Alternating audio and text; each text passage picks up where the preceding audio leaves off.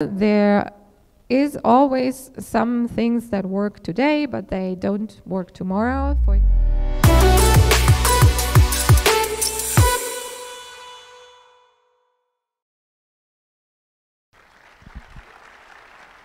Welcome.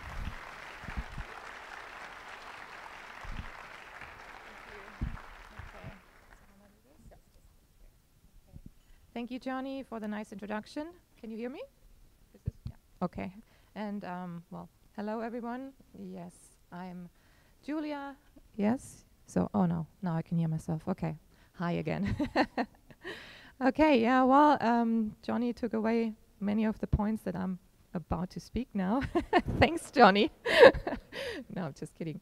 Yeah, I'm gonna talk about social media marketing today, and I will share a few tips and hacks that I have picked up on the way. I'm a social media coach and consultant since 10 years.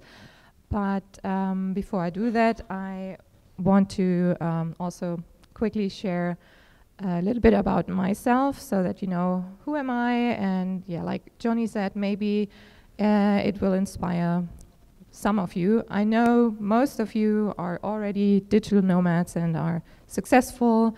Who's actually still considering the digital nomad lifestyle and is not yet a digital nomad in here? Is there? Okay, quite a few people. That's good. So maybe it's something for you that I'm going to share now. When I started my journey, I actually didn't know that I was going to be a digital nomad. In 2011, I actually didn't know that it was a thing back then. Yeah, that's true.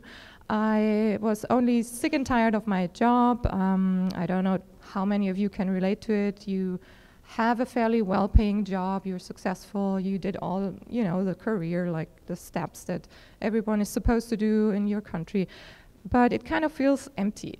I looked at myself, not even being 30 back then, and feeling like a 50-year-old manager, a full bank account, but I didn't have the time to spend the money. And then I said, okay, no, life, there has to be something else out there. This can't be life for me. So I decided to quit my job and to start travel. It wasn't that easy, but I'm doing it quickly now. There was a lot of fears involved. I mean, single woman, traveling alone around the world. Yeah, you can imagine friends and family, how some of them reacted. I still did it anyways, and this was the best decision of my life. I met so many inspiring people, and I realized when I was out there, oh, hey, I'm not the only one doing this, which is great, because then you get kind of, you relax and you know it's not that crazy that you're doing. So, yeah, the first year actually was only planned for 6 months, but turned into a whole year of traveling. I spent all my savings, and I said, no way I'm going to go back to Germany and work again, which I initially thought I would be doing. And yeah, well, the money was running out, and I had to figure out how to keep traveling. And my mindset was still not the same like it is today, obviously. I was looking for a job, so I fell in love in the desert of Chile. And this was also a great motivation to actually make things work. So I said to this guy I met there, I said, okay, I can stay, but only if I can find a job. And I handed in my CV to all the restaurants, because I thought this is the only way I can make money, you know, waitressing or helping the tour agencies there, even though I had no experience whatsoever.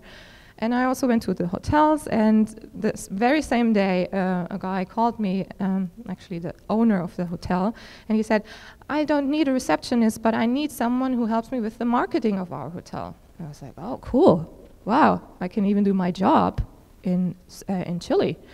That's great. My Spanish was fairly okay. I studied it at the university, but it was still not that amazing, so it was a challenge, and it was mind-blowing that he offered me the job. Okay, then 6 months later, we found out that it works. like not only the job worked well, but also our relationship worked. And I had the travel bugs in me, so I decided, come on, let's hit the road again, and we travel together. This is when we decided to travel to Asia, and we did a bunch of travels all around the world. I'm talking about my husband today, who is also the father of our 2 sons. And I'm sharing this with you because I don't know if there's people in here who are actually doubting that it is possible to find someone on the road, but I'm here to tell you, yes, it is. This is us. Oh, very cheesy, I know. But so, even though this is a cute story, you might think, how are we actually doing it? And I think this is the more interesting part. We had a shift of mind at the beginning. He's an engineer, he worked in the salmon industry back in Chile, but he was also fed up with his job, and he said, I want to travel a little bit and do a shift of my career. So we were both in the same mindset. We were sick and tired of our jobs, we wanted to see the world, and we were open towards sharing it with another person. I think that's key if you're actually doing it with someone else. But then in the first 2 years, we both were still looking for offline jobs because we had no idea that we can do this, what you are all doing, working online. And only then, when I think it was in the second year, clients from the agency that I used to work back in Munich, they approached me and said, hey, if you're not coming back, can you help us with the project remotely? I'm like, wow, yeah, is that a thing? Yeah, sure, I can do that. And only then it made click to me, and I researched a little bit online, and I thought, okay, if they need my help and they don't care if I'm in Munich or not, perhaps there are other people. So I stumbled upon remote jobs and the digital nomad lifestyle.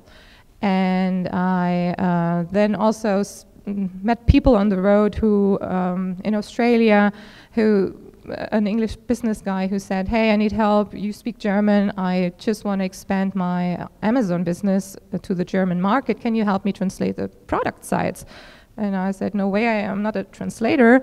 Yeah, but you speak German and you speak English, just do it.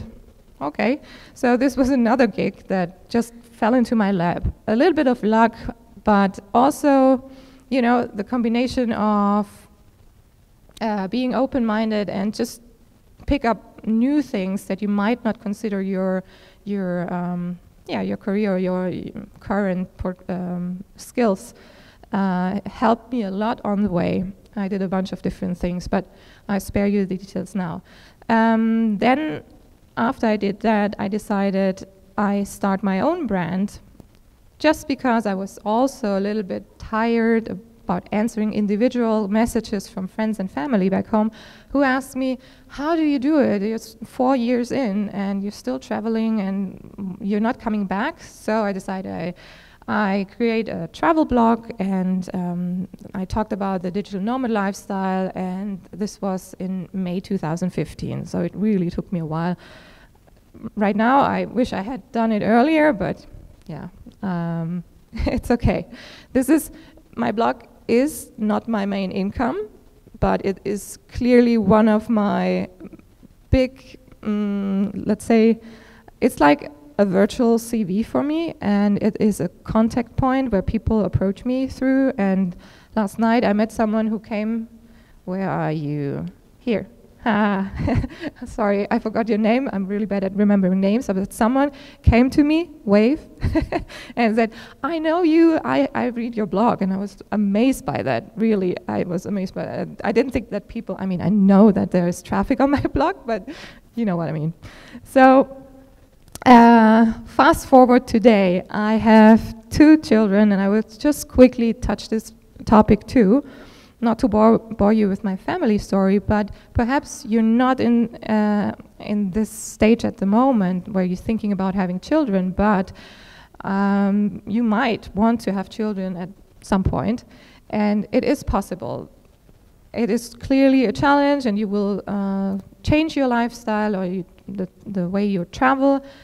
And when we started out, or I mean, it didn't start out, when we decided to get pregnant, we said, okay, but how are we going to do this?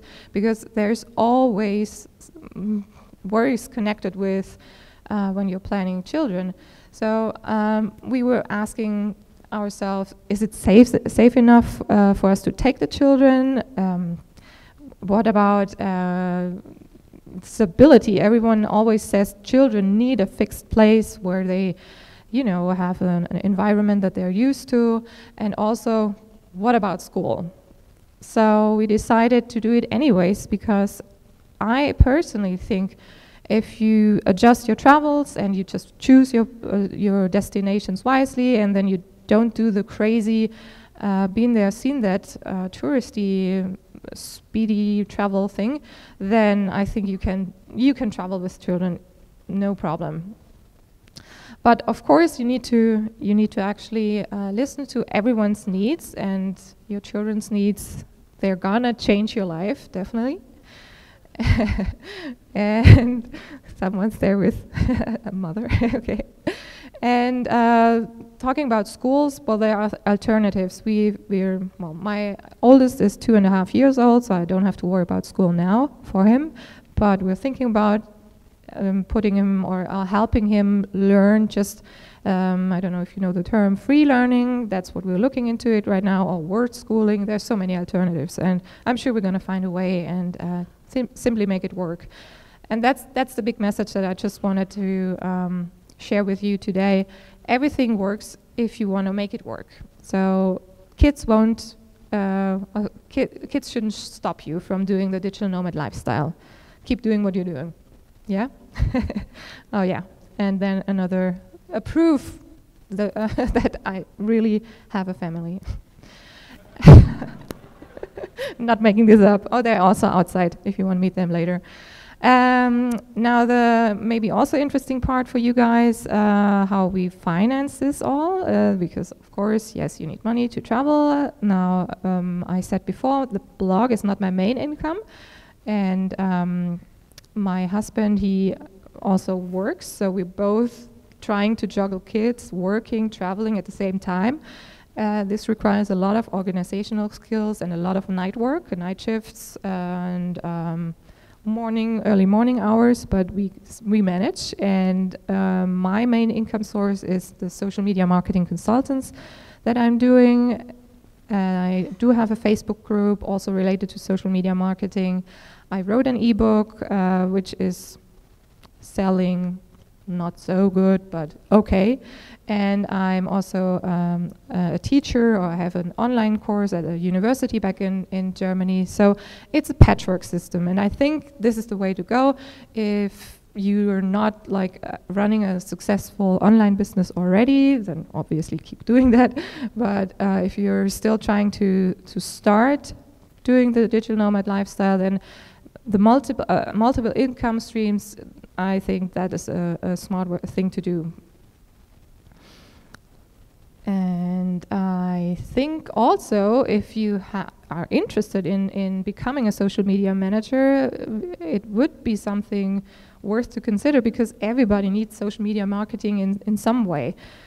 Even if it's not true for everyone, but for you guys here in this room, I'm convinced it is true, because like I said before, when I started to create my blog, I used social media to obviously market my brand and connect with other people, like-minded people, and the same thing that I'm doing for me, myself, I can do for other people.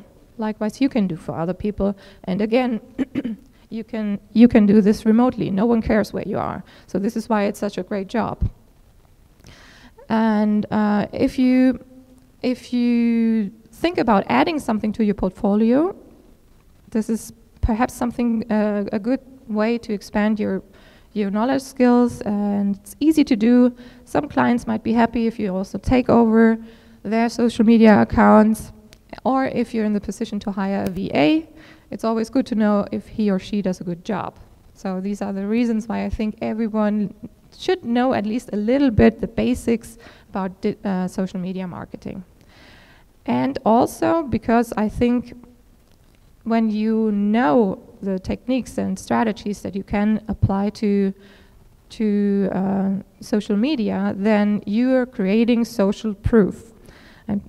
I'm clicking too fast and I'm not speaking fast enough. So this slide shows that what I mean by social proof. That's actually the first Google search results that come up when I type in my name. Yes, I'm lucky I have a really awkward name, but there are other people who also are going by this name. So, but if you see it, if you can tell, all the search results are actually related to what I want people to know me about. So it's all digital nomad lifestyle, it's all travel related, all social media marketing. And I only did the first two sites. And you can test it for yourself and type in your name and check if you're already there.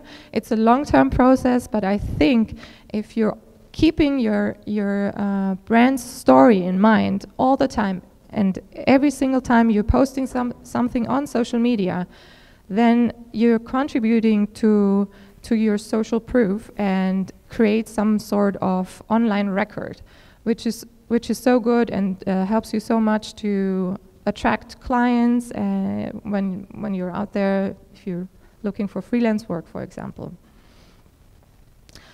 But so, okay, before you start now, or before I start about talking about social media marketing hacks, there's always the groundwork, and that is analysis. You need to know who is your ideal customer. You need to know them inside out. You need to breathe them, know their names, age, where do they hang out, which problems do they have, what questions do they ask, and most importantly, on which platforms are they. Even if you don't like Facebook, your customers might still like it. So consider using Facebook even though you don't like it. And then general advice, if you're using social media for like on a professional level, which I highly recommend you're doing, even if you're just having a blog like I did initially, then always be nice and be nice.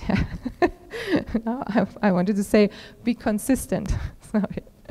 So because it's very important that if you are appearing and letting your audience know that you're there on a consistent basis, they kind of expect you to be there, and this is how you create an engaging audience. So every post matters. Try to, even if you comment on your friend's post, a comment from last night's party about how drunk he was, try to still keep in mind that this contributes to your story, to your brand's story. Also, it's always good to be social. I mean, it's called social media for a reason. So if you're out there, try to interact with your audience as well. Answer the comments, answer questions, and be there. And also try to look what content they are having. So and make smart comments, be social, and interact, engage. That's very key. Another advice that I want to share with you is be real and don't fake it. I mean, people are nowadays following real persons. They don't want to have those polished contents anymore. Behind the scenes content is what works best, and I think if you do a mixture of acting professionally and being real, then you're good to go. So now I'm sharing with you some hacks. That's why you're all here for today, right? I must say though that the internet is really fast, so you have to be also fast. The hacks that I'm sharing today might not work next year, and that's also something that you need to keep in mind if you're working in social media marketing, that you always constantly need to like research and read related topics, about related topics. So how can you be actually seen on social media?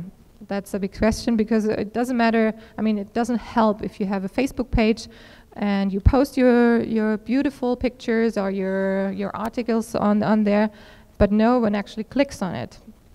What helps is if you write compelling headlines and have call to actions in it, or ask questions, so that people need to engage and interact with your posts. This signals Facebook, Instagram, all the social media platforms that you are actually sharing relevant content. For Twitter, for example, there have been studies that if you insert the link, not at the end or at the beginning, but 25% into the tweet, then people are more likely to click on it. And certain action words also improve the click-through rate. So this is a very technical term, but it only means that people actually click on what you're sharing. What also improves your posts are words like via, at, please. Yes, being polite helps, even on social media, and check. These improve your click-through rates. So this is just some general advice, and here's an example for a Facebook post that I just did before the Nomad Summit. The headline, big news. It's not a huge headline, but it stands out. I made it in capital. I structured the post, and I'm a fan of using emojis in a moderate way. This interrupts a little bit the text and makes it a bit more interesting to read. Then here is an example for a good tweet. So people see immediately that there's a link they have to click on. There's some hashtags on it, and also they're tagging people. This is a good structure, so it's not overwhelmingly long, and also includes some pictures. For some people on Instagram, long posts work really well. For some don't. You need to check that with your audience. Some people write long stories like this one, for example, and some people only have a phrase or 2 sentences.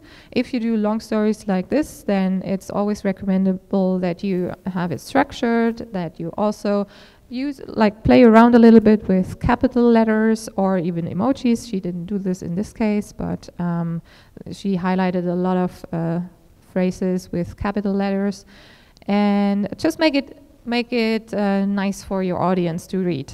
You don't want to just vomit your text and then think, okay, people are gonna digest this. And like I said before, if you create content, then make sure it's real content. On Instagram, it's easy to show who you are and take your audience behind the scenes. Just do the stories and show them where you work or where you travel or whatever your business is focused on. Then you can show and share this very easily in the Instagram stories or Instagram lives. Same for Facebook lives. This is very easy to just take them along and tag them along and help them to get to know you better, because that's why they're following you. They essentially want to know who you are. Like I said before, there is always some things that work today, but they don't work tomorrow. For example, I gave this speech a year ago, and some things that worked back then that don't work today anymore. The usage of 30 hashtags, for example. I don't know if you're aware of it, but you can use 30 hashtags in your caption on Instagram. And you're not supposed to do that anymore. The officials from Instagram actually said only a couple of months ago on a conference, it flags them, the post as spammy. So try not to do that anymore. And also don't put the hashtags in your first comment. Like this was also a thing to do a year ago. It's a no-go, and they won't show your posts to your audience. So try to use not more than 10 hashtags. The sweet spot is actually around 5 hashtags. And make sure they're really, really relevant to your audience, or to the content. Sorry, not to the audience, but to the content, to the same post that you're writing the caption for. Something that you also don't have to worry about anymore is when your audience is actually active. So post whenever you have something ready. it really doesn't matter if then no one of your audience is active, because the chronological order, the newsfeed is not going to happen anymore. It's now really the engagement that counts. So if people want to follow you, they need to click on it, they need to interact with your content, otherwise they don't get seen your content. And then, like I said before, you can make them click on your content by using the points that I said before with the compelling headlines and so on. What still works for Instagram, and I think was always true for all social media platforms, is that you share high quality content, meaning that it goes without saying, high quality content. And if you can post on a daily or at least on a consistent basis, the more the better, because Instagram wants active users. They want you to be there. They reward you if you are one of the people who share quality content on a really frequent basis. And if you have nice pictures, that's good, but also it's very important that you have captivating captions so that people are actually willing to engage with you and answer. So that's why I said before, ask them questions, or also make always sure that you have call to actions in it, so that this engagement goes up and the post will be shown to more and more people, more and more followers and other followers. And last but not least, this is very important, if you're trying to unlock Instagram, then make sure that you engage with your potential new audience. Like, you have to find out who are they and where are they, and then engage with their content. Otherwise, no one will find you. And that's it for Instagram. And then I think all you need is Facebook. I think this is very true for many of us, even though I personally don't like the platform so much, but I think it's very useful, not only to connect with people, but to use it on a professional level. And I know it sucks. If you, how many of you have a Facebook page, a business page? Okay. Yeah, this is the majority. Okay, and how many of you are actually frustrated with the engagement on it? Okay, so you're, okay, I go home now. You're all perfect. No, I'm just kidding. But I'm sure you have noticed that the posts get less engagement, because there has been a shift and a change of algorithm in beginning of last year. Like late 2018. So like on Instagram, also on Facebook, the chronological newsfeed doesn't exist anymore, and Mark Zuckerberg makes it really hard for us to actually use our business pages to reach our audience. He wants us to take money out of our pockets in order to reach the audience. So today I wanted to share something with you which sounds very flashy, and I will come to this in a second. Because I think it is a big platform that we all still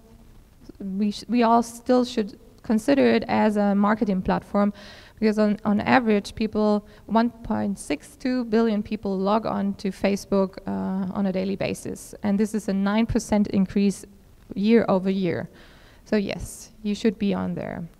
Like I said before, I want to share a hack in order to beat the algorithm and in order to give it back to Mark Zuckerberg. I hope he's not going to watch that video. It's going to be on YouTube, right? Anyways, so 10,000 followers in 72 hours. This does sound really salesy, and I don't like it, but I put it there anyways because it's the hack that I'm going to share with you, and it's simply what it does. I want to warn you, though, if you have an engaging audience, and I'm talking about your Facebook business page, if you have an engaging audience already, and if you're perfectly happy with this, how they interact and how many likes and comments you get, then don't do this. It's only for people who feel a little bit frustrated, who want to revive a stagnated page, or who want to create social proof, because for some reason, some brands, they really do care about numbers. So how you want to do this, or how you can do this, is simply by creating an ad. So you need a little money, yes, that's true, but I'm all about organic growth. In this case, you need to take a little bit of money into your hands to make this work. What you want to do, you create an ad. I'm showing you in a minute how you do this. And you want to put a slogan on it, just something that resonates with your audience. In my case, it was life begins at the end of your comfort zone. This resonates with my audience because it's all digital nomads. And yes, and then very important that you copy word by word. So take notes. If you want to really copy this hack, then you need to copy the exact same caption that I put over the ad, because the reason why I'm saying this is you're not supposed to do clickbaiting. You're not supposed to ask people to like your page. But what you can do is you say, if you like this slogan, if you agree with this, then click like. So you indirectly asking them. I know it's a bit cheeky, but Mark Zuckerberg is cheeky too. So, so how you do it, I quickly walk you through how you create this ad.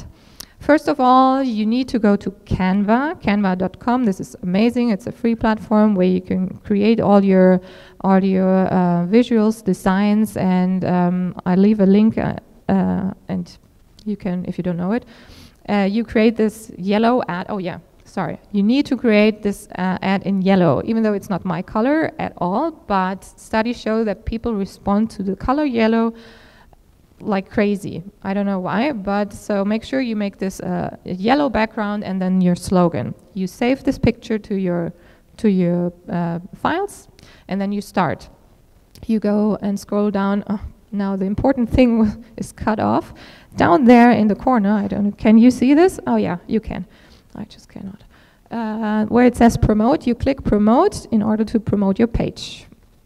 And then a window goes up, opens up, and you simply click promote your page. And you will have a screen that looks like this.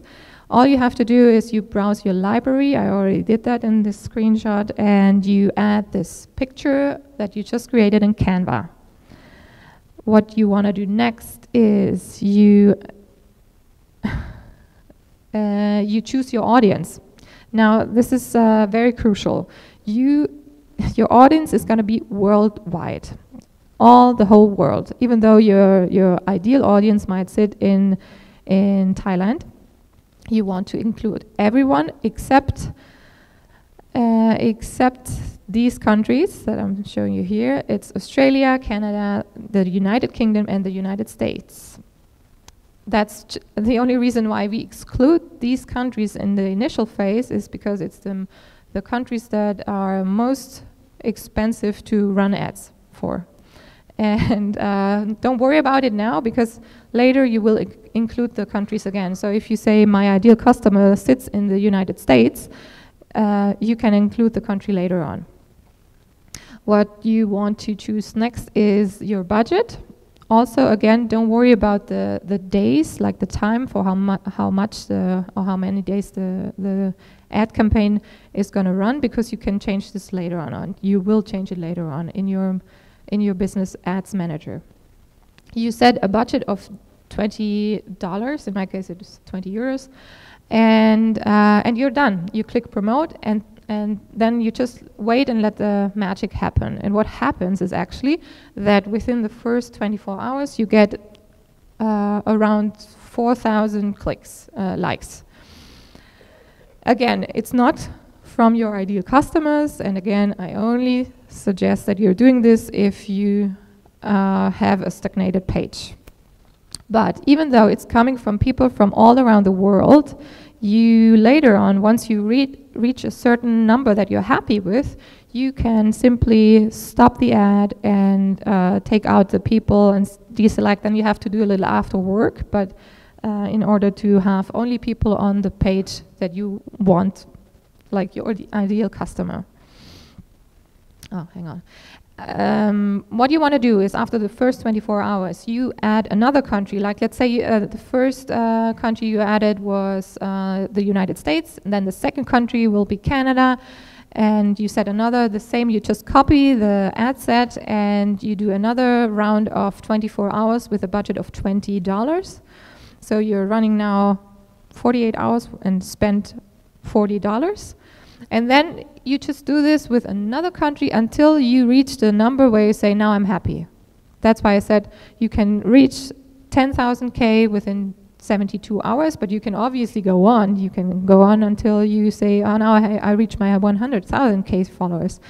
Once you reach that number, you simply stop the ad or let it run for $1 a day and keep it running and keep the likes coming. Why is this so important beforehand? I think Johnny said it in the introduction. Numbers actually don't matter, and I'm also convinced about that. I don't think that a person who has 1 million followers necessarily is more successful than someone who has 10,000 followers. But in this case, what it does, it signals Facebook that your Facebook page is getting traffic and that you are someone who has something important to share. And this is all I want to do with this. You're pushing you a little bit and going, you're speeding things up. You can also do this all organically. Obviously, if you have a lot of time, then do it organically. Highly recommend that. But if you want to cheat the system a little bit, this is the hack. And last but not least, I want to share a few useful tools because I think automation is key. Once you have mastered your platforms, the ones that you want to post on a daily basis, then make sure you do this on an automated basis. And for scheduling, I recommend Hootsuite or Later. Pinterest is really great for, Tailwind is really great for Pinterest, for example. Canva, I mentioned before, to design your pictures or your ads. And if you don't want to remember all the different image sizes for the single social media platforms, then there's a link that you can copy. There's a cheat sheet that has all the different picture sizes or the image sizes. I think you get the slides afterwards, so you don't have to copy this. You can, yes, I'm sure you get the slides afterwards. Yes, and that was it. So if you have any questions, please feel free to approach me. Well, ask them now afterwards or approach me later. I'm here the whole day. You will see me walking around with my kids. And I wish you good luck on your journey, on your digital nomad journey. And I hope you could take away something at least from this talk. And have fun on this weekend. Thank you.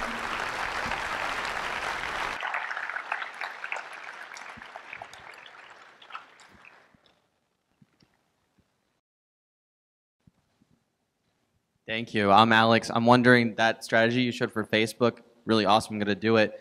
Think it could work on LinkedIn? Oh. Same strategy? To be honest, I haven't tried it on there. I think it could work. Yeah, why not? I didn't even think about it. But the reason why it works so well on Facebook is that you can actually then really filter all, like specifically target the audience that you want to reach later on.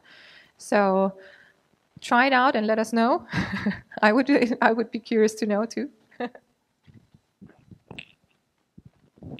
Hi, I'm Jerry. I have the same question, but for Instagram.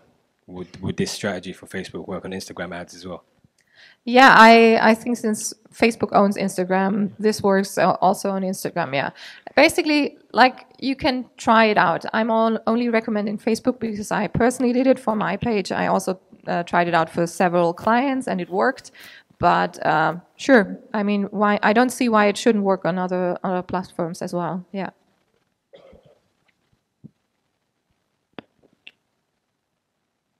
Hi, Julia. Hi, I'm Christy.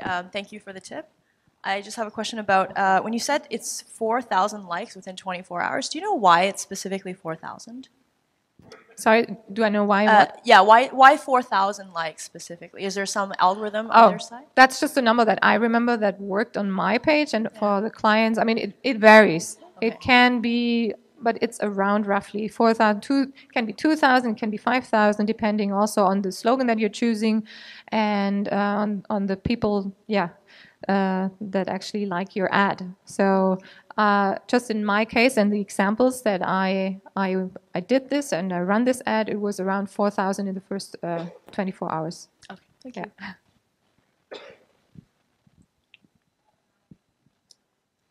Hi there. Hello. So do you find that by building momentum with countries that your target audience is in, that then lowers your cost per click from the countries you actually care about later on? You mean if you do this and then it lowers the engagement with the relevant countries? No, sorry, what I mean is you're saying after 24 hours you then add in the countries you really care about. By adding them later after you've built some momentum on Facebook, does your cost per click, your cost per follow from Australia, USA, UK, does it get cheaper? Ah, okay, I see. Now, in this very specific ad, it actually doesn't become cheaper. No, it stays the same.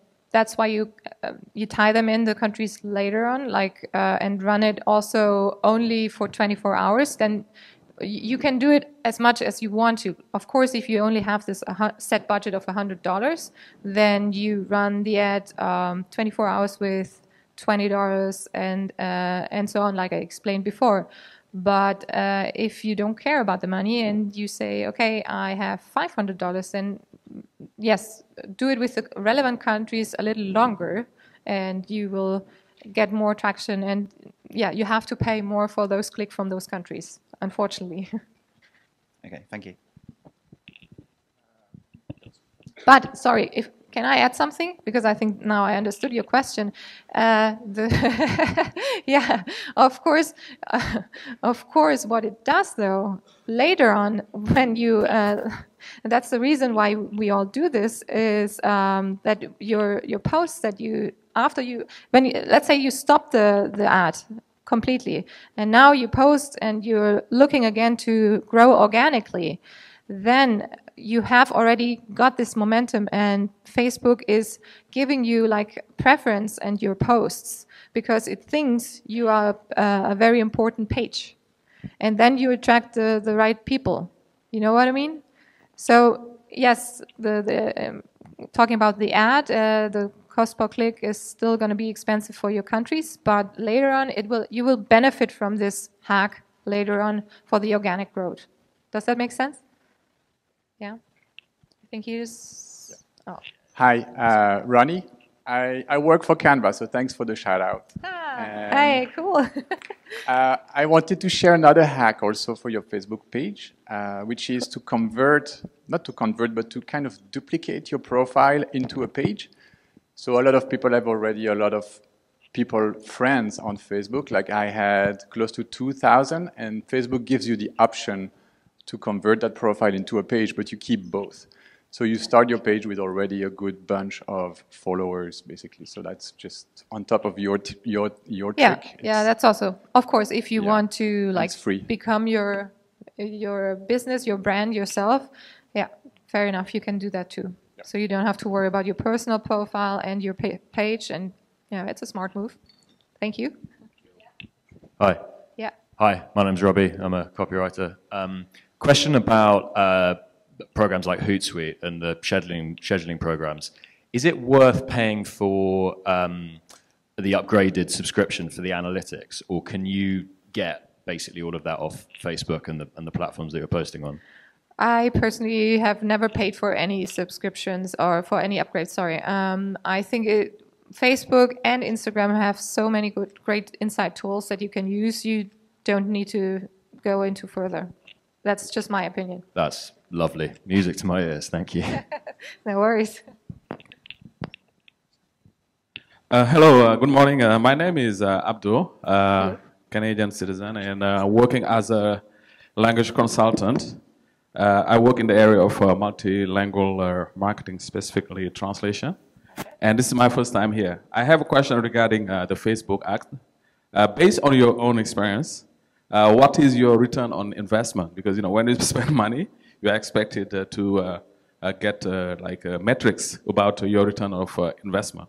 So based on your experience, can you tell us specifically about that? In terms of how you monetize your Facebook page. Well, to be honest, this is a really broad question, and it varies from case to case, because let's put it this way. In my case, when I run this ad, it was just for fun. I just wanted to try this hack. So for JJetter, my business page, I was about 4,000 likes, and I said, oh, okay, it would be nice to have 10,000, because I used to also go to travel conferences, and people always get to go to those free sponsored trips when they have a certain amount of numbers. So I thought, okay, I want to go on these trips too, and I'll try it out. In this case, so in my example, it just helped me to go on free press trips. In the case of clients that I help to do this also, they, let me think about, well, they increase their ticket sales, for example. It depends all on your goal, what you want to do with your Facebook page. If you want to sell something, if you only want to improve your image, or create social proof, like I said. Again, if you don't need high numbers, there's no need to actually invest in this. But yeah, if you want to increase your sales, it definitely can help. But again, it depends on each case. Hi, it's me again. So I have a fitness business in London. If I do this Facebook strategy and I exclude the UK and I have this massive engagement for social proof, which I understand and get, if I now start doing specific posts targeting events in London, which someone not in London won't really care about, will that affect my engagement metrics further down the line? Is this purely a, look, I have 10,000 followers kind of play, or will it really impact me later on? Because now only the people who are in London that can actually attend will actually engage with the content. Yeah, well, that's a good question. I mean, it will definitely still help you to reach and connect with the people that you care about. That's why I said before, it helps you initially just to increase traction, but then later on, you still have to do the homework. You can't just do this ad and then think, okay, from now on I'm going to be successful with each post. You still have to try to make your post clickable and also engage with the relevant people. It doesn't defeat the point. I wouldn't recommend this if later on you're just now getting clicks from I don't know, yeah, South America if your audience is in London. So yeah, you can still. It's basically only to avoid being not seen. And once people are commenting, it doesn't matter from where they are, then it's like a vicious circle, but in a good way.